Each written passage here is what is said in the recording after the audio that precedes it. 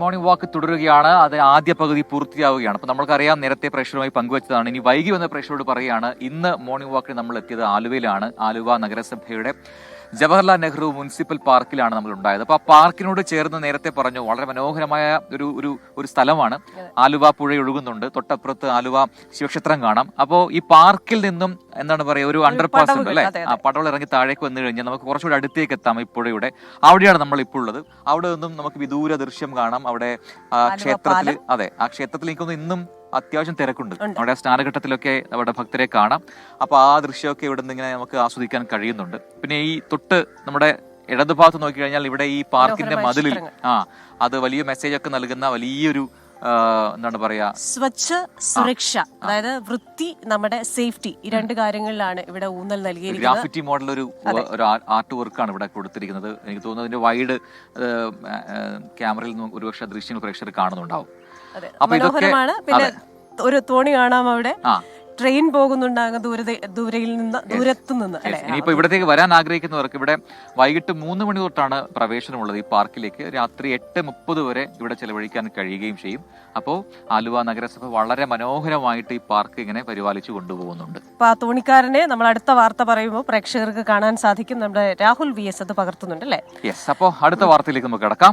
നേരത്തെ പറഞ്ഞ വാർത്തയുടെ തുടർ വാർത്തയാണ്. കഞ്ചാവ് കേസിൽ റാപ്പർ വേടനെതിരെ ചുമത്തിയിരിക്കുന്നത് ലഹരി ഉപയോഗം, ഗൂഢാലോചന വകുപ്പുകളാണ്. വേടനടക്കം 9 പേർ പിടിയിലായത് കഞ്ചാവ് ഉപയോഗത്തിനിടെ എന്ന് FIR-ൽ പറയുന്നുണ്ട്. കേസിൽ വേടൻ 2ാം പ്രതിയാണ്. വിഷ്ണു സുരേഷാണ് വീണ്ടും കൊച്ചിയിൽ നിന്ന് ചേരുന്നത്. Vishnu, good morning again. അപ്പോ ഈ FIR-ൽ എന്തൊക്കെ കാര്യങ്ങളാണ് പറയുന്നത്?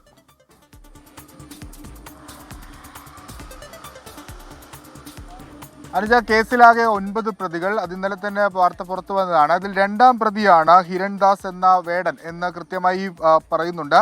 1ാം പ്രതി വിഘ്നേഷ് ജി പിള്ളയാണ്.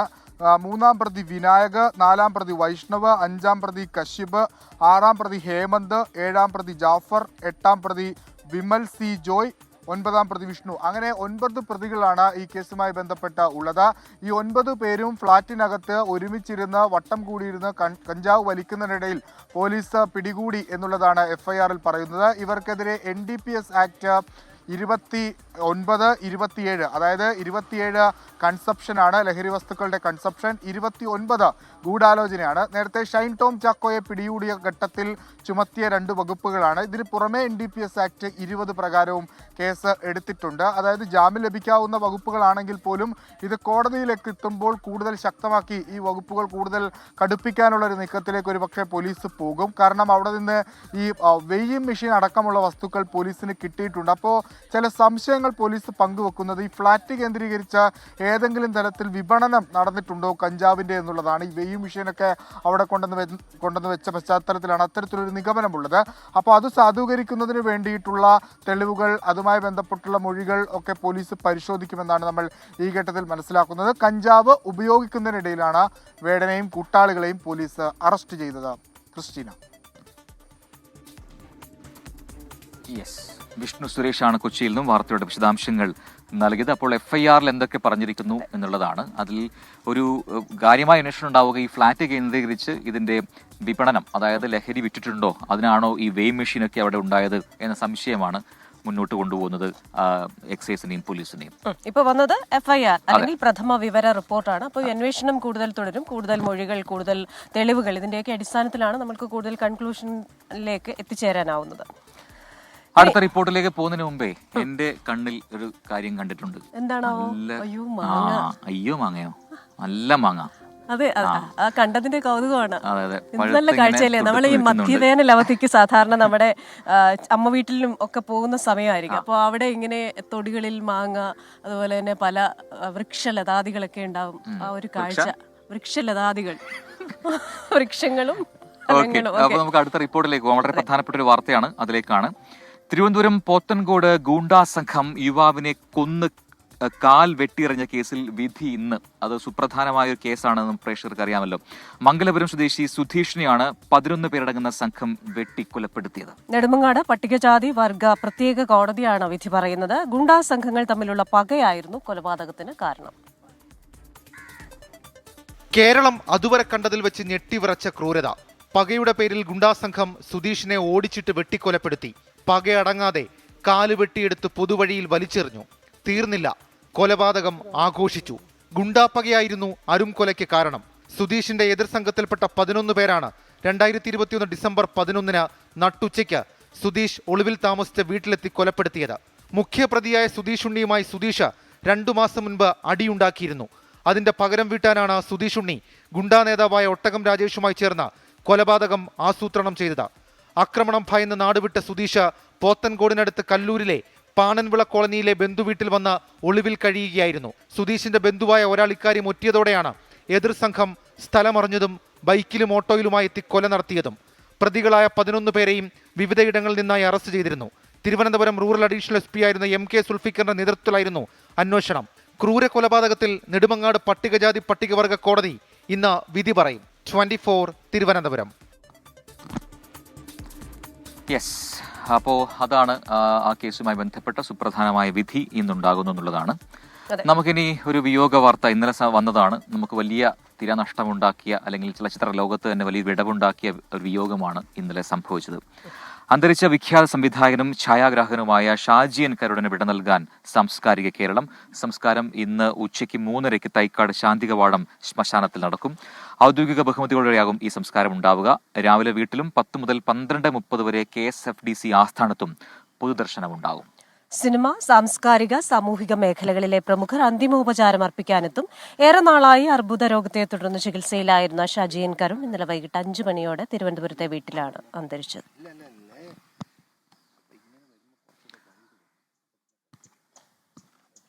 യെസ്, അപ്പോൾ ചേച്ചി നേരത്തെ നമ്മുടെ ഈ വെക്കേഷന്റെ കാര്യം പറഞ്ഞല്ലോ. എല്ലാവരും ആ ഒരു മൂഡിലാണ്. നാട്ടിലേക്കൊക്കെ പോയി ഈ പറയുന്നത് പോലെ മാങ്ങയൊക്കെ കഴിച്ച് അവിടുത്തെ നാടൻ കളിയൊക്കെ ചെയ്ത് കളിയൊക്കെ കളിച്ച് അങ്ങനെ മുന്നോട്ട് പോവാണ്.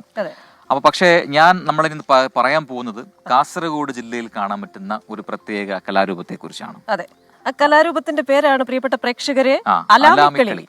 നിരവധി വേദികളിൽ അവതരിപ്പിച്ച ആസ്വാദക ഹൃദയം കവർന്ന് കൊടവലത്തെ പെൺകൂട്ടായ്മ. സംസ്ഥാനത്തിനകത്തും പുറത്തുമായി 40ഓളം വേദികളിലാണ് ഇവർ നാടിന്റെ തനത് നൃത്തരൂപം അവതരിപ്പിച്ചത്. SKN40 ജനകീയ യാത്ര ജില്ലയിൽ എത്തിയപ്പോഴും ഇവരുടെ നൃത്തരൂപം ശ്രദ്ധ പിടിച്ചുപറ്റിയിരുന്നു. അപ്പോൾ ലോക നൃത്ത ദിനമായ ഇന്ന് അലാമിക്കളെ കുറിച്ചാകട്ടെ ഒരു റിപ്പോർട്ട്.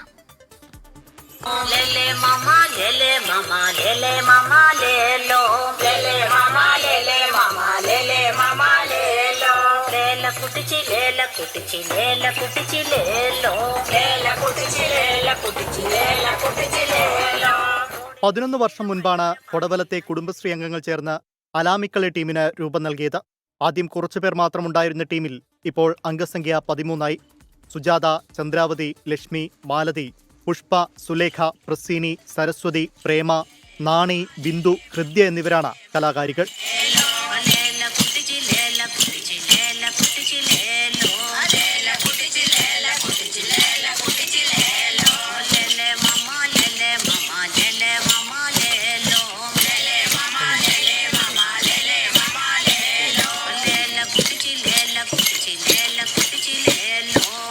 ലഹരിക്കെതിരെയുള്ള ബോധവൽക്കരണം എന്ന രീതിയിലാണ് കൂടുതൽ വേദികളിലും കലാരൂപം അവതരിപ്പിച്ചത്.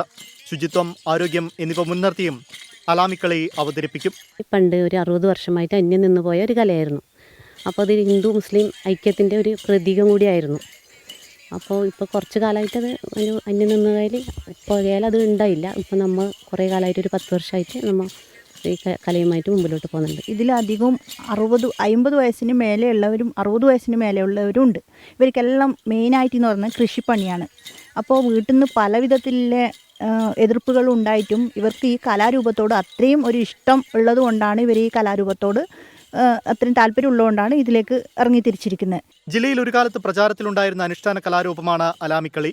കരിതേച്ച് കറുപ്പിച്ച ശരീരത്തിൽ വെളുത്ത വട്ടപ്പുള്ളികളിട്ട് ഇലകളും പഴങ്ങളും കൊണ്ട് മാലകളണിഞ്ഞ് പാളത്തൊപ്പിയിൽ ചുവന്ന തെച്ചിപ്പൂ വെച്ച് മണികൾ കെട്ടിയിട്ട് വടികളുമായാണ് കലാകാരികൾ വേദിയിലെത്തുക. നമ്മുടെ മക്കളെ വഴിതെറ്റി പോകാതെ നല്ലോണം നോക്കി അരമണിക്കൂർ നീളുന്ന നൃത്തരൂപത്തിൽ ആദ്യ ഭാഗം തനത് കലാരൂപത്തെ മാറ്റമില്ലാതെയാണ് അവതരിപ്പിക്കുക.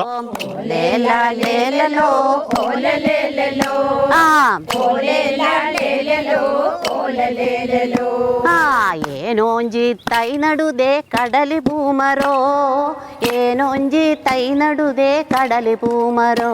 ഹിന്ദു മുസ്ലിം മതസൗഹാർദ്ദത്തിന്റെ പാഠങ്ങൾ ഉൾക്കൊള്ളുന്ന കലാരൂപത്തെ കൂടുതൽ വേദിയിലേക്ക് എത്തിക്കാനുള്ള ശ്രമത്തിലാണ് കൊടവലത്തെ ഈ കൂട്ടായ്മ.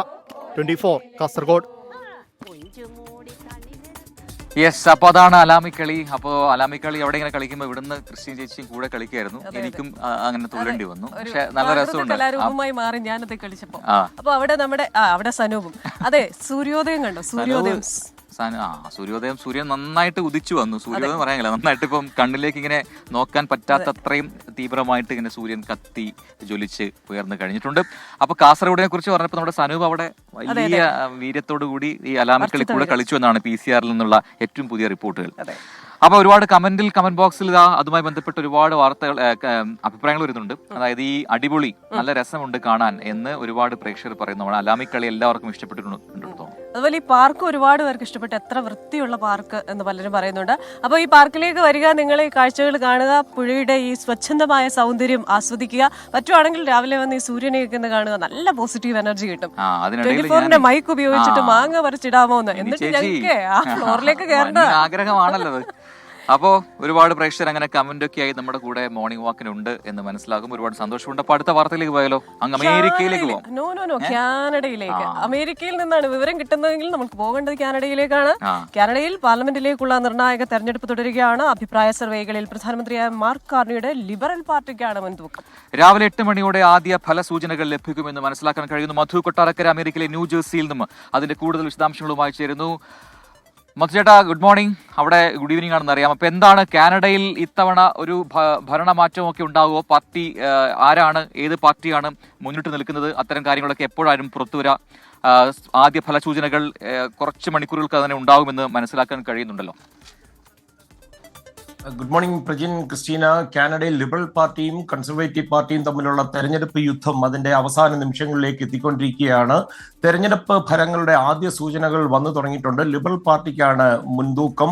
മാർക്ക് കാർണിയുടെ നേതൃത്വത്തിലുള്ള ലിബറൽ പാർട്ടി ഏതാണ്ട് 22 സീറ്റുകളിൽ ലീഡ് ചെയ്യുന്നുണ്ട്. അതേസമയം കൺസർവേറ്റീവ് പാർട്ടി 11 സീറ്റുകളിലാണ് ലീഡ് ചെയ്തുകൊണ്ടിരിക്കുന്നത്. അതുപോലെ ബ്ലോക്ക് ക്യൂബക്കോസ് എന്ന പാർട്ടിക്ക് 1 സീറ്റിലും ലീഡ് ചെയ്യുന്നുണ്ട്. ഇതുവരെ 4% മൊത്തം വോട്ടുകൾ എണ്ണിയിട്ടുള്ളത്.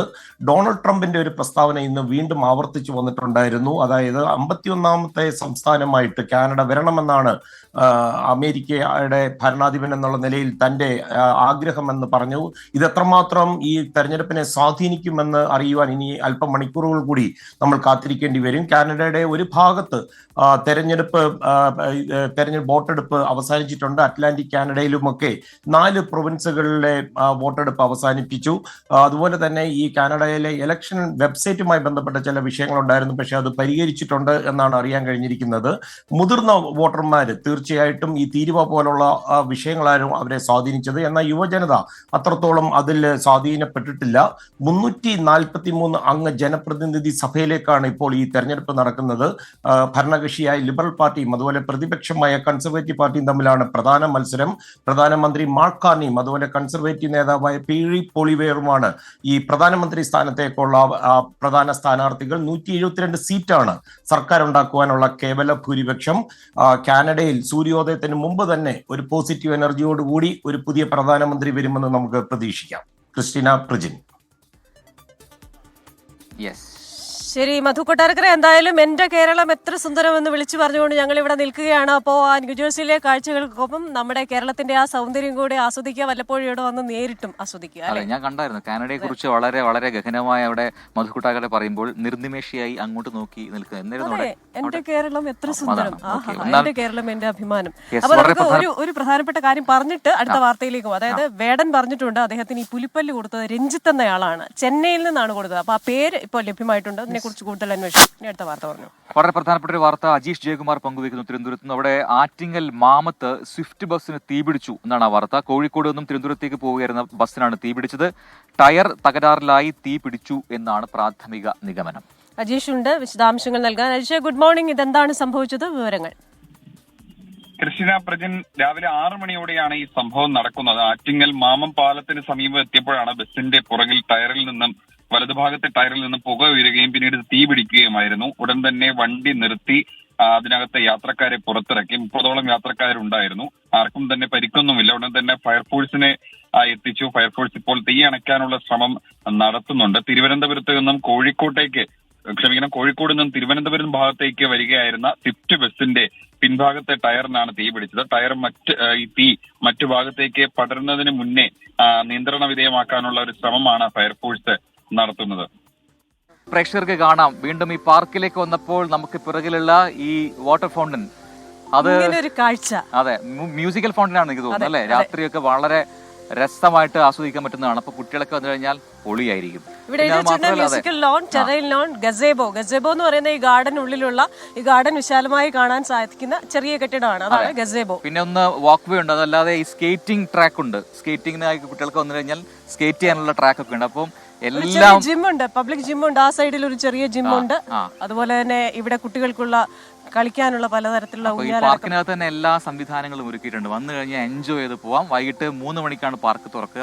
രാത്രി 8:30 വരെ പാർക്ക് ഇങ്ങനെ തുറന്ന് തന്നെ കിടക്കും. അപ്പൊ അടുത്ത വാർത്തയിലേക്ക് പോവാം. കുതിരസവാരി അറിയോ? കുതിരസവാരി അറിയില്ല. എന്നാ പഠിക്കണം കേട്ടോ. ഗോത്ര വിദ്യാർത്ഥികളെ കുതിരസവാരി പഠിപ്പിക്കുന്ന ഒരു സ്കൂളിനെയാണ് നമ്മൾ പരിചയപ്പെടാൻ പോകുന്നത്. വയനാട് ഓടപ്പള്ളം സർക്കാർ ഹൈസ്കൂളാണിത്. വിദ്യാർത്ഥികളുടെ കൊഴിഞ്ഞുപോക്ക് തടയുക എന്ന ലക്ഷ്യവും ഇതിന് പിന്നിലുണ്ട് എന്നാണ് അറിയുന്നത്. നോക്കാം.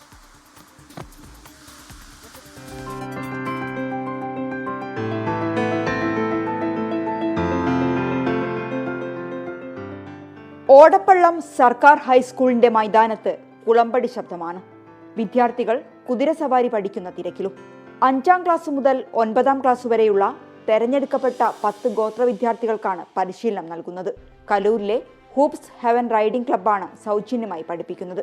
സ്കൂളിൽ പരിശീലകർ ഇതിനായി ക്യാമ്പ് ചെയ്യുന്നു. കുട്ടികളുടെ കൊഴിഞ്ഞുപോക്ക് തടയുക എന്ന ലക്ഷ്യവും ഈ പരിശീലനത്തിന് പിന്നിലുണ്ട്. അക്കാദമിക പ്രവർത്തനങ്ങൾക്ക് പുറമെ അക്കാദമികേതര പ്രവർത്തനങ്ങളിലും പലതരത്തിലുള്ള സ്കില്ലുകൾ കുട്ടികൾക്ക് വളർത്താൻ വേണ്ടി സഹായിക്കുന്നുണ്ട്. അതിൻ്റെ ഭാഗമായി തന്നെയാണ് നമ്മൾ ഒരു ഹോഴ്സ് റൈഡിംഗ് പരിശീലനം കൂടി കുട്ടികൾക്ക് നൽകാൻ ഉദ്ദേശിച്ചത്. രാവിലെയും വൈകുന്നേരവുമാണ് പരിശീലനം. Naikkatti division deputy range forest officer BP Sunilkumar camp ഉദ്ഘാടനം ചെയ്തു. വിദ്യാർത്ഥികളുടെ ഉന്നമനത്തിനായി നിരവധി പദ്ധതികളാണ് ഈ വിദ്യാലയത്തിൽ നടപ്പാക്കിക്കൊണ്ടിരിക്കുന്നത്. 24 വയനാട്. യെസ് ചേച്ചി, ഓടിവാ. ഒരു രസകരമായ കാഴ്ച കാണിച്ചു തരാം. കണ്ടോ, ഇതെന്താണെന്നറിയോ? വെൽക്കം നമ്മുടെ ഈ ചെടിയിൽ ഇങ്ങനെ കട്ട് ചെയ്ത് വളരെ ഭംഗിയായിട്ട് വെച്ചിരിക്കുകയാണ്. അപ്പൊ എനിക്ക് തോന്നുന്നു ആ സെക്കൻഡ് ക്യാമറ നമ്മുടെ രാഹുൽ അത് കുറച്ചുകൂടെ കൃത്യമായിട്ട് കാണിച്ചു കൊടുക്കും. നല്ല ഭംഗിയുണ്ട്. ഇതെങ്ങനെ ഇത്ര കറക്റ്റ് ആയിട്ട് വെട്ടിയത്? അതെ, നമുക്ക് ചേട്ടനോട് ചേട്ടന്റെ പേരെന്താ? അറുമുഖം. പിന്നെ ഒരാളുകൂടി ഉണ്ടല്ലോ, കാർത്തി അല്ലേ? കാർത്തി, ഒരു അപ്പൊ പാർക്കില് ഭംഗിയായിട്ട് ഇതൊക്കെ തന്നെ നമ്മളിങ്ങനെ ആസ്വദിക്കുകയാണ്. അപ്പം ഇത് ഇങ്ങനെ വൃത്തികേടാകാതെ സൂക്ഷിക്കുന്നതാണ് ഇതിന്റെ ഒരു ഭംഗി എന്ന് പറയുന്നത് അല്ലേ? അപ്പം എങ്ങനെയാണ് ഇത്? വൈകിട്ട് 3 മണി വൈകിട്ട് 3 മണി തൊട്ട് 8:30 വരെയാണ് ഇതിന് പൊതുജനങ്ങൾക്ക് തുറന്നു കൊടുക്കുന്നത്. പൊതു അവധി ദിവസങ്ങളിൽ 11 മണി തൊട്ട് 8:30 വരെ തുറന്നു കൊടുക്കുന്നു. നല്ല തിരക്കുണ്ടാവാറുണ്ട്? ഉണ്ടാവാറുണ്ട്. വെക്കേഷൻ തിരക്കുണ്ട്, അത്യാവശ്യം തിരക്കുണ്ട്.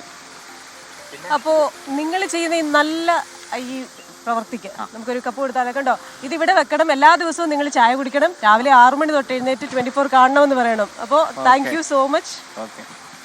2 പേർക്കുണ്ട്. അല്ല, 2 കപ്പുണ്ട്. ഞാനത് ഒന്ന് കാണിക്കാൻ വേണ്ടിയിട്ടാണ് എന്താണ് എന്ന്. അപ്പോൾ താങ്ക് യു. ഇതിങ്ങനെ അടിപൊളിയായിട്ട് പോട്ടെ കേട്ടോ. ഇടയ്ക്ക് വരാം. അപ്പൊ IPL നിലവിലെ ചാമ്പ്യന്മാരായ കൊൽക്കത്ത നൈറ്റ് റൈഡേഴ്സിന് ഇന്ന് നിർണായക മത്സരമാണ്. രാത്രി 7:30 നടക്കുന്ന മത്സരത്തിൽ ഡൽഹി ക്യാപിറ്റൽസ് DC ആണ് എതിരാളികൾ. ഗൗതം ഗംഭീർ അല്ലെങ്കിൽ കൊൽക്കത്ത നൈറ്റ് റൈഡേഴ്സ് ഇല്ലെന്ന് പറയുന്നത് വെറുതെയല്ല. ഗംഭീറിന്റെ തന്ത്രങ്ങളിൽ 10 വർഷത്തെ ഇടവേളയ്ക്ക് ശേഷം ചാമ്പ്യന്മാരായ കൊൽക്കത്ത ഇത്തവണ തോൽവികളാൽ നട്ടം തിരിയുകയാണ്. കഴിഞ്ഞ സീസണിൽ ലീഗ് റൗണ്ടിൽ വെറും 3 മത്സരങ്ങളിൽ മാത്രം തോറ്റ ചാമ്പ്യന്മാർ ഇത്തവണ 9 മത്സരങ്ങൾ കഴിഞ്ഞപ്പോഴേ 5 തവണ പരാജയം രുചിച്ചു. വെറും 7 പോയിന്റുള്ള KKRന് ശേഷിക്കുന്ന 5 മത്സരങ്ങളിൽ ജയിച്ചാലേ ഇനി പ്ലേ ഓഫ് സാധ്യതകളുള്ളൂ. ബാറ്റർമാരുടെ സ്ഥിരതയില്ലായ്മയാണ് ചാമ്പ്യന്മാരുടെ പ്രധാന പ്രശ്നം. വെങ്കടേഷ് അയ്യരും ആന്ധ്രേ റസലും റിങ്കു സിംഗുമെല്ലാം വൻ പരാജയമായപ്പോൾ പ്രതീക്ഷയുള്ളത് ക്യാപ്റ്റൻ അജിൻക്യ രഹാനെയിലും യുവതാരം അങ്ക്രിഷ് രഘുവൻശിയിലും മാത്രം. അതിശയിപ്പിക്കുന്ന തുടക്കത്തിന് ശേഷം ഡൽഹി ക്യാപിറ്റൽസും പതറുകയാണ്. ആദ്യ 4 മത്സരങ്ങളിലും ജയിച്ച അക്സർ പട്ടേലും സംഘവും പിന്നെയുള്ള 5 മത്സരങ്ങളിൽ 3ലും തോറ്റു. KL രാഹുൽ ഒഴികെയുള്ള ബാറ്റർമാരെ വിശ്വസിക്കാൻ കൊള്ളില്ലെന്നതാണ് തലസ്ഥാനക്കാരുടെ പ്രശ്നം. 9 മത്സരങ്ങളിൽ 12 പോയിന്റുള്ള ഡൽഹിക്ക് 4 പോയിന്റ് കൂടി മതി പ്ലേ ഓഫ് ഉറപ്പിക്കാൻ. അവസാന മത്സരങ്ങളിൽ മുംബൈയും ഗുജറാത്തും പോലെയുള്ള വമ്പന്മാരെ നേരിടാനുള്ളതുകൊണ്ട് മോശം ഫോമിലുള്ള കൊൽക്കത്തയെയും ഹൈദരാബാദിനെയും തോൽപ്പിച്ച് സമ്മർദ്ദം ഒഴിവാക്കുകയാവും ഡൽഹിയുടെ ലക്ഷ്യം. Sports desk 24. യെസ്, ആ നീട്ടിയൊരു ക്യൂ എന്ന് പറയുന്നത് PCR എനിക്ക് തോന്നുന്നു നമ്മുടെ മുംബൈ ഇന്ത്യൻസ് ഫാനാണല്ലേ? അതൊക്കെ കേട്ടപ്പോഴേ എനിക്ക് തോന്നി അവരുടെ സമയം. അപ്പൊ UEFA ചാമ്പ്യൻസ് ലീഗ് ഫുട്ബോളിലേക്ക് പോയാൽ സെമി ഫൈനൽ പോരാട്ടങ്ങൾക്ക് ഇന്ന് തുടക്കമാവുകയാണ്. ഒന്നാം സെമിയുടെ ആദ്യ പാദത്തിൽ ആഴ്സണൽ രാത്രി 12:30 PSG-യെ നേരിടും. കിട്ടാക്കനിയായ ചാമ്പ്യൻസ് ലീഗ് കിരീടത്തിൽ മുമ്പ് എപ്പോഴത്തേക്കാളും കൂടുതൽ ഇത്തവണ പ്രതീക്ഷ വയ്ക്കുന്നുണ്ട് ഇംഗ്ലീഷ് ക്ലബ് ആഴ്സണലും ഫ്രഞ്ച് ചാമ്പ്യന്മാരായ പാരീസ് സെന്റ് ജർമ്മനും. നിലവിലെ ചാമ്പ്യന്മാരായ റയൽ മാഡ്രിഡിനെ ക്വാർട്ടർ ഇരുപാദങ്ങളുമായി 5-1 തകർത്തെറിഞ്ഞാണ് ഗണ്ണേഴ്സിന്റെ വരവ്. ലീഗിലെ അവസാന 8 മത്സരങ്ങളിൽ തോൽവി അറിയാതെ എത്തുന്ന ആഴ്സണലിന് ചാമ്പ്യൻസ് ലീഗിൽ ഇന്നേ വരെ PSG-യോട് തോറ്റിട്ടില്ലെന്ന കണക്കും ആത്മവിശ്വാസം നൽകുന്നു. ഡെക്ലാൻ റൈസിന്റെയും ബുക്കായോ സക്കയുടെയും മിന്നും ഫോമിലാണ് മൈക്കിൾ അർട്ടേറ്റയുടെ ടീമിന്റെ പ്രതീക്ഷകൾ. ലിവർപൂളിനും ആസ്റ്റൺ വില്ലയ്ക്കും പിന്നാലെ നോക്കൌട്ട് റൗണ്ടിൽ മറ്റൊരു ഇംഗ്ലീഷ് ക്ലബിനെ വീഴ്ത്തി 2ാം ചാമ്പ്യൻസ് ലീഗ് ഫൈനലാണ് PSG-യുടെ ലക്ഷ്യം. ഉസ്മാൻ ഡെംബേലെ നയിക്കുന്ന മുന്നേറ്റ നിരയാണ് PSG-യുടെ കരുത്ത്. ഗോൾ കീപ്പർ ഡോണറുമയുടെ പ്രകടനവും നിർണായകം. ബാഴ്സലോണയ്ക്ക് ചാമ്പ്യൻസ് ലീഗ് നേടിക്കൊടുത്തിട്ടുള്ള ലൂയിസ് എൻറിക്കയ്ക്ക് PSG-ക്കൊപ്പവും നേട്ടം ആവർത്തിക്കാനാവുമെന്ന പ്രതീക്ഷയിലാണ് ഫ്രഞ്ച് ക്ലബിന്റെ ആരാധകർ. Sports desk 24. യെസ്, അപ്പോൾ നമുക്ക് നമ്മുടെ മോർണിംഗ് വാക്ക് വൈൻഡപ്പ് ചെയ്യാൻ സമയമാകുമ്പോൾ നമ്മുടെ കമന്റ് ബോക്സിൽ വന്നപ്പോഴേ അവിടെ അനിയൻ വർഗീസ് എന്ന് പറയുന്ന ഒരു പ്രേക്ഷകൻ പറയുന്നു, വാർത്തയുടെ ഗൗരവം അനുസരിച്ച് പറയുക, അപകടം പോലും ചിരിച്ചുകൊണ്ട് പറഞ്ഞു എന്ന് പറഞ്ഞു. എനിക്ക് തോന്നുന്നത് ആ വാർത്ത തൊട്ട് മുമ്പ് നമ്മൾ മറ്റെന്തോ കാര്യം പറഞ്ഞിട്ടുണ്ടാവും. അതായിരിക്കണം. അപ്പൊ അത് ശ്രദ്ധിക്കാം. നോട്ട് ചെയ്തിരുന്നത്. അപ്പം SKN വരുമ്പോൾ ആരും മദ്യത്തെ പറ്റി പറയല്ലേ? എന്താ അങ്ങനെ പ്രിയപ്പെട്ട പ്രേക്ഷകൻ ഒരു കമന്റ്, ഒരു ഐഡിയ നിന്നാണ് അങ്ങനെ ഒരു കമന്റ് വന്നത്. അതിനെ കുറിച്ച് തന്നെയാണ് ഇന്ന് കൂടുതലായി സംസാരിക്കാൻ പോകുന്നത് അല്ലേ? അതെന്താ പിന്നെ അങ്ങനെ പറഞ്ഞത് അല്ലേ? അപ്പോ ഇന്ന് മോർണിംഗ് വാക്ക് മാത്രമേ ഉള്ളൂ എന്ന് ചോദിക്കുന്നു. അതെന്താ? അല്ല, മോർണിംഗ് വാക്ക് ഇന്ന് മാത്രമേ ഉള്ളൂ. അതോ ഇനി എന്നും ഉണ്ടോ? അങ്ങനെ എല്ലാ ദിവസവും ഉണ്ടാവും മോർണിംഗ് വാക്ക്. സനൂപ് സമയം പോലും പറയുന്നില്ല. സനൂപിന് നല്ല സമയമായതുകൊണ്ടായിരിക്കാം. മണി 7 മണിയായി. അപ്പോ നമ്മുടെ വേടൻ പല്ല് കൈമാറിയത് ആരാണെന്ന് പറഞ്ഞ വാർത്ത നമ്മൾ പറഞ്ഞിട്ടുണ്ട്. രഞ്ജിത്ത് എന്നയാളാണ് എന്ന റാപ്പർ വേടൻ മൊഴി നൽകിയിട്ടുണ്ട്. ചെന്നൈയിൽ നിന്നുള്ള ആളാണ്. അപ്പോൾ അതുമായി ബന്ധപ്പെട്ട കൂടുതൽ വിശദമായ ചോദ്യം ചെയ്യലുകളൊക്കെ ഇന്നുണ്ടാവാം. നമുക്ക് പുതിയ വാർത്തകളും വരുന്നുണ്ട്. അഞ്ജന ആനക്കോട്ടൂർ ആനക്കോട്ടൂർ അവർ പറയാണേ, ഗുഡ് മോർണിംഗ് പ്രജിൻ ചേട്ടാ, ക്രിസ്ത്യൻ ചേച്ചി, എന്താണ് കൊച്ചു പിള്ളേരെ പോലെ കയ്യിൽ പൂവൊക്കെ ആയിട്ട് നടക്കുന്നത്? ഇത് കാണുമ്പോൾ പണ്ട് അമ്മയുടെ കൂടെ എവിടെയെങ്കിലും പോകുമ്പോൾ പിച്ചി കയ്യിൽ വെക്കുന്ന ഓർമ്മയാണ് വരുന്നത് എന്ന് പറയുന്നത്. അപ്പൊ ആ കമന്റ് വായിച്ചതിന് പൂ പിടിച്ചോ? ചെമ്പകപ്പൂവാണ്, നല്ല മണമുള്ള പൂവാണ്. ചെമ്പരത്തി പൂവാണ് സാധാരണ ചേച്ചി കയ്യിൽ വെക്കാറുള്ളതെന്നാണ് ഞാൻ കേട്ടിട്ടുള്ളത്. ഓക്കെ, നമുക്ക് അതിർത്തിയിൽ പാക് പ്രകോപനം തുടരുന്നു എന്ന് വിനീത വിജി അറിയിക്കുന്നുണ്ട്. നിയന്ത്രണ രേഖയിൽ വീണ്ടും പാകിസ്ഥാൻ വെടിവയ്പ് തുടങ്ങിയിട്ടുണ്ട്. കുപ്വാര, ബാരാമുള്ള, അക്നൂർ എന്നിവിടങ്ങളിൽ വെടിവയ്പ് തുടങ്ങി എന്നാണ് പറയുന്നത്. ഇന്ത്യൻ സൈന്യം ശക്തമായി തിരിച്ചടിക്കുന്നു എന്ന വാർത്തയും വരുന്നുണ്ട്. അപ്പോ ഒരുപാട് വാർത്തകൾ വരുന്നുണ്ട്. അതിപ്പോ മറ്റൊരു വാർത്തയുടെ അപ്ഡേറ്റ് കൂടി ഇപ്പോൾ വരുന്നത് വിഷ്ണു സുരേഷാണ് പങ്കുവെക്കുന്നത്. ഈ പുലിപ്പല്ല് കൈമാറിയത് രഞ്ജിത്ത് എന്നയാൾ, നേരത്തെ ചേച്ചി വായിച്ച വാർത്തയാണ്. അത് റാപ്പർ വേടൻ അങ്ങനെ ഒരു മൊഴി നൽകിയിട്ടുണ്ട്. വേടന്റെ മൊഴി വനംവകുപ്പ് വിശദമായി എടുത്തു എന്നുകൂടി ഇപ്പോൾ മനസ്സിലാക്കാൻ കഴിയുന്നു. വിഷ്ണു അതിന് വിശദാംശങ്ങളുമായി ചേരുന്നുണ്ട്. വിഷ്ണു, അപ്പോൾ ഈ പുലിപ്പല്ല് കേസ് അത് ഗൗരവമായി തന്നെ വനംവകുപ്പ് കാണുന്നുണ്ട് എന്നാണോ മനസ്സിലാക്കേണ്ടത്? എന്താണ് വേടൻ അധികമായി പറയുന്നത്? അത് ഈ ഫ്രണ്ടിന്റെ പേരൊക്കെ പറഞ്ഞു, രഞ്ജിത്ത് എന്ന് പറയുന്ന ഒരു സുഹൃത്താണെന്ന്. അതല്ലാതെ എന്താണ് ഇത്, എവിടുന്ന് കൊണ്ടുവന്നു, അത്തരം വിശദാംശങ്ങളൊക്കെ പറഞ്ഞിട്ടുണ്ടോ?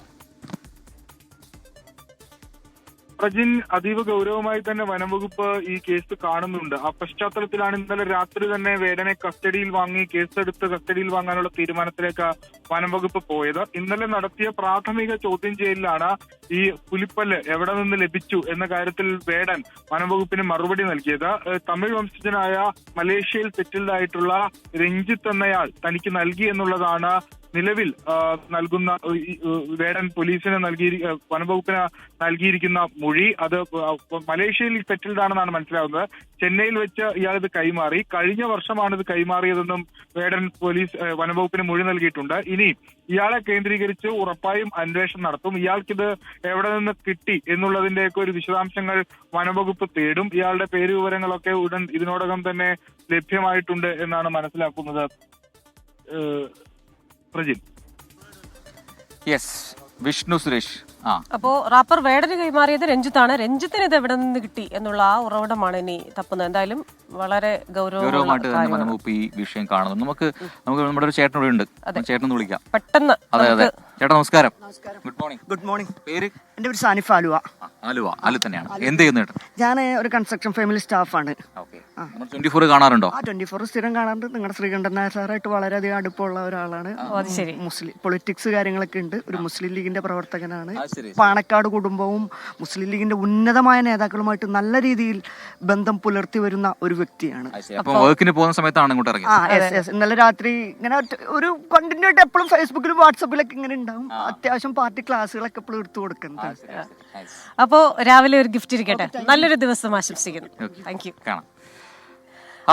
അതിർത്തിയിലേക്ക് പോയാൽ അതിർത്തിയിൽ എവിടെ പാക് പ്രകോപനം തുടരുന്നു എന്ന വാർത്തയുണ്ട്. നിയന്ത്രണ രേഖയിൽ വീണ്ടും പാകിസ്ഥാൻ വെടിവെപ്പ് തുടരുന്നു എന്നൊക്കെ വിനീത പറയുന്നുണ്ട്. എന്താണെന്നൊന്ന് ചോദിച്ചേ.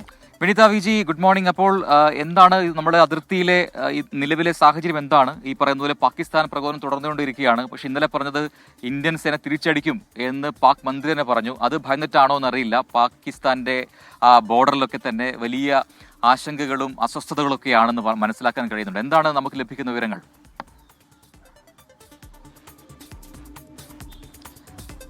Good morning Prajin. ക്രിസ്റ്റീന നേരത്തെ സൂചിപ്പിച്ചതുപോലെ ഈ അതിർത്തിയിൽ ഇപ്പോഴും പാകിസ്ഥാന്റെ പ്രകോപനം ഇങ്ങനെ തുടർന്നുകൊണ്ടേയിരിക്കുകയാണ്.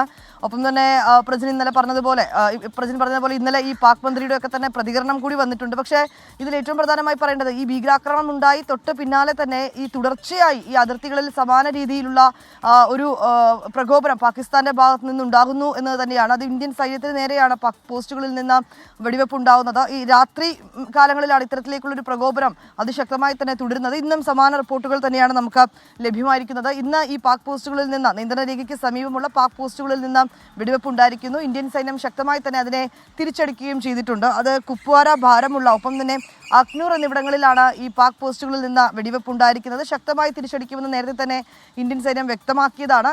ഇവർ ഇതിനെ ശക്തമായി പ്രതിരോധിക്കുകയും ചെയ്യുന്നുണ്ട്.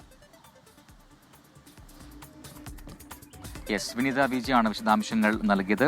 അപ്പോൾ ആ രീതിയിൽ തന്നെയാണ് അല്ലെ പാക് ബോർഡറിൽ ഈ പറയുന്ന പോലെ നമ്മുടെ അതിർത്തികളിലൊക്കെ തന്നെ പാകിസ്ഥാൻ ഇങ്ങനെ പ്രകോപനം തുടരുന്നുണ്ട്. അത് എന്താണ് ഉദ്ദേശം മനസ്സിലാവുന്നില്ല. കാരണം ഇന്ത്യൻ സേനയുടെ കരുത്ത് എന്താണെന്ന് കൃത്യമായി ബോധ്യമുണ്ട് പാകിസ്ഥാന്. അത് ഏത് മേഖലയാണെങ്കിലും, അത് വ്യോമ മേഖലയായിക്കോട്ടെ, അതിനിപ്പം നാവികസേനയുടെ കരുത്താണെങ്കിലും എങ്ങനെയാണെങ്കിലും നമ്മൾ വളരെ സ്ട്രോങ് ആയിട്ട് നിൽക്കുകയാണ്. അതുകൊണ്ട് തന്നെയാണ് പാകിസ്ഥാൻ ഭയക്കുന്നതും ഒരു തിരിച്ചടി ഉണ്ടാകും എന്ന രീതിയിൽ.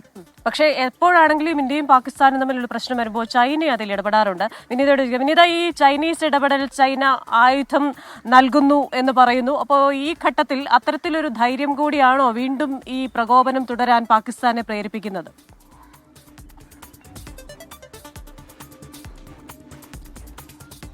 ക്രിസ്ത്യൻ, നമുക്കത് അത്തരത്തിലേക്കുള്ളൊരു അനുമാനത്തിലേക്ക് നമുക്ക് എത്താൻ ആയിട്ടില്ല. പക്ഷെ അതേസമയം പാകിസ്ഥാൻ ഇതിനോടകം തന്നെ ഇന്ത്യ സ്വീകരിച്ച നടപടികളിൽ കടുത്ത അസ്വസ്ഥതയിലാണ്. ആ അസ്വസ്ഥതയും ആശങ്കയും തന്നെയാണ് ഇതിനോടകം ഇന്ത്യക്കെതിരായി പുറത്തുവരുന്ന പാകിസ്ഥാൻ മന്ത്രിമാരുടെ ഭീഷണിയായും അവരുടെ പ്രകോപനപരമായിട്ടുള്ള ഒരു പ്രസ്താവനകളിലൊക്കെ തന്നെ അവർ കടുത്ത അസ്വസ്ഥത അവർക്കതിലുണ്ട് എന്നത് തന്നെയാണ് നമുക്ക് മനസ്സിലാക്കാൻ കഴിയുന്നത്. ഈ സിന്ധു നദീ കരാറടക്കം ഇന്ത്യ മരവിപ്പിച്ച നടപടിയിൽ ഉൾപ്പെടെ കടുത്ത പ്രതികരണവുമായി ഇതിനോടകം തന്നെ ഈ പാകിസ്ഥാൻ മന്ത്രിമാരടക്കം രംഗത്ത് വന്നൊരു സാഹചര്യമുണ്ട്. അതൊക്കെ അവരെ വലിയ രീതിയിൽ അസ്വസ്ഥരാക്കുന്നു. ഇപ്പോൾ ഇന്ത്യ സ്വീകരിച്ച നടപടിക്രമങ്ങളിൽ വലിയ ആശങ്കയും അവർക്കുണ്ട് എന്ന് തന്നെയാണ് പറയുന്നത്. ഒപ്പം ഇന്ത്യയെ സംബന്ധിച്ചിടത്തോളം നമുക്ക് കടുത്ത ആത്മവിശ്വാസമുണ്ട്. ഇതിനോടകം തന്നെ ഈ നടപടിക്രമങ്ങളെല്ലാം ഏത് രീതിയിൽ മുന്നോട്ട് കൊണ്ടുപോകണം, സുരക്ഷാ മേഖലയിലാണെങ്കിലും ഇപ്പോൾ സൈന്യത്തെ സംബന്ധിച്ചുകൊണ്ടുള്ള, സൈന്യത്തിന്റെ അടുത്ത നീക്കങ്ങൾ സംബന്ധിച്ചുകൊണ്ടുള്ള കാര്യങ്ങളൊക്കെ നമുക്ക് റിപ്പോർട്ട് ചെയ്യുന്നതിലൊക്കെ ചെറിയ ഒരു നിർദ്ദേശങ്ങൾ ലഭ്യമായിട്ടുണ്ട്. അത് അതീവ രഹസ്യമായി തന്നെ സൂക്ഷിക്കേണ്ടതാണെന്നാണ് അറിയിപ്പ് ലഭ്യമായിരിക്കുന്നത്. പക്ഷെ അങ്ങനെ പറയുമ്പോഴും ഇന്നലെയൊക്കെ പ്രധാനമന്ത്രിയുടെ അധ്യക്ഷതയിൽ പ്രത്യേക യോഗം ചേർന്നിട്ടുണ്ടായിരുന്നു. പ്രതിരോധ മന്ത്രി ആ യോഗത്തിൽ പങ്കെടുത്തിട്ടുണ്ടായിരുന്നു.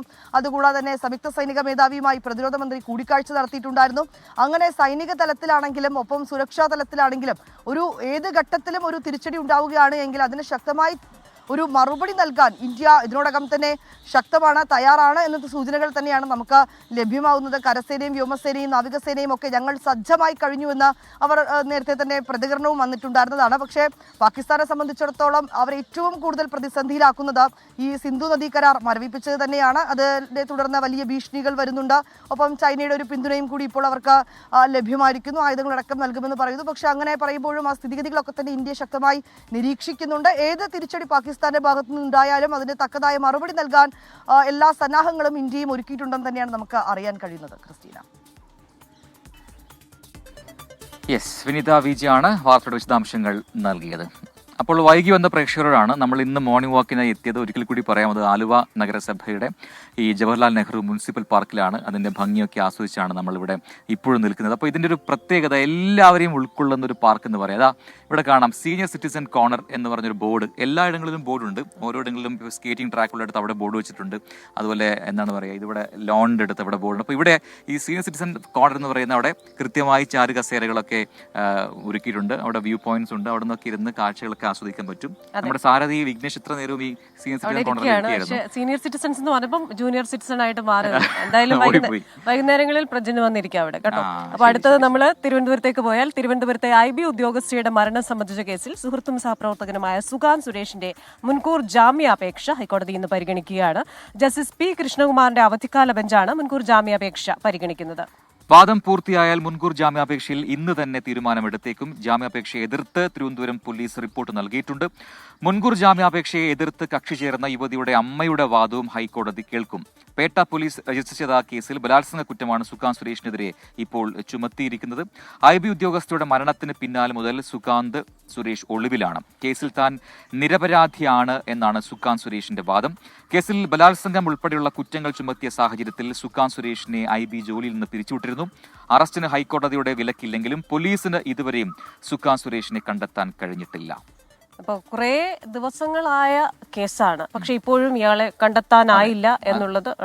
ക്രിസ്ത്യാനിച്ചറി എനിക്ക് തോന്നുന്നു നേരത്തെ എന്നോട് പറഞ്ഞില്ലേ വൈകിട്ട് വന്നിട്ട് ഞാൻ ഇവിടെ ഇരിക്കണമെന്ന്. പക്ഷേ അത് ബാധകമാവുക ക്രിസ്ത്യാനിച്ചറിനാണെന്ന് തോന്നുന്നു. കാരണം ഈ വാർത്തയ്ക്ക് തൊട്ട് മുൻപ് വേറൊരു വാർത്ത നമ്മുടെ വാട്സാപ്പിൽ അയച്ചു തന്നു. അത് കണ്ണ് നമ്മുടെ ഗീസ് അവിടെ ഇരുന്ന് അടുത്ത വാർത്ത ഇട്ടപ്പോൾ അത് മുന്നോട്ട് പോയതാണ്. മുനമ്പം ഭൂമി കേസുമായി ബന്ധപ്പെട്ട വാർത്തയാണ്. അപ്പോൾ മുനമ്പം ഭൂമി കേസിൽ വഖഫ് ബോർഡ് നൽകിയ ഹർജി ഹൈക്കോടതി ഇന്ന് പരിഗണിക്കുകയാണ്. പറവൂർ സബ് കോടതിയിലെ രേഖകൾ വിളിച്ചു വരുത്തണമെന്നാവശ്യപ്പെട്ട് വഖഫ് ബോർഡ് നൽകിയ ഹർജിയാണ് അവധിക്കാല ഡിവിഷൻ ബെഞ്ച് പരിഗണിക്കുന്നത്. കേസിൽ കക്ഷി ചേരാൻ മുനമ്പം സ്വദേശി ജോസഫ് ബെന്നി അപേക്ഷയും നൽകിയിട്ടുണ്ട്. വഖഫ് ബോർഡിന്റെ അപ്പീൽ ആവശ്യമായ രേഖകൾ നൽകാനും അനുമതി തേടിയിട്ടുണ്ട്. ഈ സാഹചര്യത്തിലാണ് അപ്പീൽ ഹൈക്കോടതിയുടെ പരിഗണനയിൽ വരുന്നത്. ജസ്റ്റിസുമാരായ G ഗിരീഷ്, KV ജയകുമാർ എന്നിവർ ഉൾപ്പെട്ട ബെഞ്ചാണ് ഹർജി പരിഗണിക്കുക. കേസിൽ അന്തിമ ഉത്തരവിറക്കുന്നതിൽ നിന്ന് കോഴിക്കോട് വഖഫ് ട്രൈബ്യൂണലിനെ നേരത്തെ ഹൈക്കോടതി വിലക്കിയിരുന്നു. എന്നാൽ വഖഫ് ട്രൈബ്യൂണലിലെ വാദം തുടരുന്നതിന് തടസ്സമില്ല എന്നായിരുന്നു ഇടക്കാല ഉത്തരവ്. അപ്പീലിൽ ഫറൂഖ് കോളേജ് മാനേജ്മെന്റ് ഉൾപ്പെടെയുള്ള എതിർകക്ഷികൾ മറുപടി സത്യവാങ്മൂലം നൽകാനിരിക്കെയാണ് അപ്പീൽ വീണ്ടും ഹൈക്കോടതിയുടെ പരിഗണനയിൽ വരുന്നത്. ഇനി നമുക്ക് പോകേണ്ടത് മുണ്ടക്കൈ ചൂരൽമല ഭാഗത്തേക്കാണ്. ചൂരൽമല പുതിയ വില്ലേജ് റോഡിൽ ഉരുൾപൊട്ടൽ ബാധിച്ച പ്രദേശത്തെ തോട് ഈ മഴക്കാലത്തിന് മുമ്പ് ആഴവും വീതിയും കൂട്ടണമെന്ന ആവശ്യം ശക്തമാവുകയാണ്. മഴ കനത്തു പെയ്താൽ പ്രദേശം വെള്ളക്കെട്ടിലാവുകയും റോഡ് മുങ്ങുകയും ചെയ്യുന്ന സ്ഥിതിയാണ് ഇവിടെ പ്രശ്നം ഉണ്ടാക്കുന്നത്. എന്നാലും ഇപ്പോഴും ഈ പ്രദേശങ്ങളിലൊക്കെ നിരവധി കുടുംബങ്ങൾ താമസിക്കുന്നുണ്ട് എന്നതുകൂടിയാണ് അതിന് ആശങ്ക ഏറ്റുന്നത്. പുഴ വഴിമാറി ഒഴുകിയ പ്രദേശം കൂടിയാണിത് എന്നുകൂടി ഓർക്കുക. ഉരുൾപൊട്ടിയൊലിച്ച പുന്നപ്പുഴയുടെ ഗതിമാറിയ ഇടമാണ് പുതിയ വില്ലേജ് റോഡ്. ഇതിനടുത്തുള്ള നിരവധി വീടുകൾക്കാണ് നാശം സംഭവിച്ചത്. റോഡിനെ മുറിച്ചൊഴുകുന്ന തോട് ഇപ്പോൾ അവശിഷ്ടങ്ങൾ അടിഞ്ഞതോടെ അടഞ്ഞ നിലയിലാണ്. ഉരുൾപൊട്ടലിന് മുമ്പും ഇവിടെ വെള്ളക്കെട്ടുണ്ടാകാറുണ്ടെന്ന് നാട്ടുകാർ. പിന്നെ വെള്ളം മാത്രമല്ല കയറുമ്പോൾ ചളി കയറും. ഞങ്ങൾക്ക് ഇങ്ങോട്ട് കടക്കാൻ കഴിയാത്ത വിധത്തിൽ ആണ് ചളിയും വെള്ളവും കൂടി വരിക. ഇവിടെ വന്നിട്ടുണ്ടെങ്കിൽ ചിലപ്പോൾ 1-2 ദിവസം കാത്തു നിൽക്കണം. വല്ല ഭക്ഷണത്തിന് സാധനം വാങ്ങാൻ പോകാൻ തന്നെ ഭയങ്കര ബുദ്ധിമുട്ടായിരിക്കും. അല്ല, ഉരുൾപൊട്ടലിന് മുമ്പേ ഉണ്ട് ഇങ്ങനെ. തോട് വീതിയും ആഴവും കൂട്ടണമെന്നും റോഡ് ഉയർത്തണമെന്നുമാണ് നാട്ടുകാരുടെ ആവശ്യം. ഉരുൾപൊട്ടലിന് ശേഷം പല കുടുംബങ്ങളും ഇവിടെ തിരികെ എത്തി താമസം തുടങ്ങിയിട്ടുണ്ട്. ദുരന്തം നേരിട്ട് ബാധിച്ചവർക്കൊപ്പം ഇവിടെ ജീവിക്കുന്നവരെ കൂടി പരിഗണിക്കണമെന്നാണ് ഉയരുന്ന ആവശ്യം. എല്ലാവരും ഇവിടെ നിൽക്കുകയാണെങ്കിൽ ഇപ്പോൾ ഞങ്ങൾ ഒറ്റയ്ക്കായിട്ട് ഇവിടെ നിൽക്കാൻ പറ്റില്ലല്ലോ. എല്ലാവരും നിർത്തുകയാണെങ്കിൽ ഞങ്ങളെയും നിർത്തണം. ഞങ്ങൾക്ക് പോകാൻ വലിയ താല്പര്യമൊന്നുമില്ല. ഞങ്ങൾക്ക് വേറെ 2000-ൻ്റെ ഇതിൻ്റെ 6000 റുപ്യേൻ്റേത് ഞങ്ങൾ 2 മാസം നിന്നുള്ളൂ. വേറെ 2 മാസം എൻ്റെ വീട്ടിൽ വേണ്ട പറഞ്ഞ് ഞാൻ എഴുതി കൊടുത്തു. നമുക്ക് അങ്ങനത്തെ ഒരു ഇതും വേണ്ട. എല്ലാവർക്കും ഇതാകുമ്പോൾ ഞങ്ങൾക്കിത് ചെയ്തു തരണം. ചൂരൽമലയിലെ പുതിയ വില്ലേജ് റോഡാണിത്. ഉരുൾപൊട്ടലിന് മുമ്പും മഴയൊന്ന് കനത്തു പെയ്താൽ ഇവിടെ വെള്ളക്കെട്ടിലാകും. റീബിൽഡ് ചൂരൽമല സർക്കാർ പ്രഖ്യാപിച്ചു കഴിഞ്ഞു. ഈ നാട്ടുകാർക്ക് ഇതുമായി ബന്ധപ്പെട്ട് ചില ആവശ്യങ്ങൾ ഉന്നയിക്കാനുണ്ട്. യെസ്, അപ്പോൾ മോർണിംഗ് വാക്കിന്റെ സമയം പൂർത്തിയാവുകയാണ്.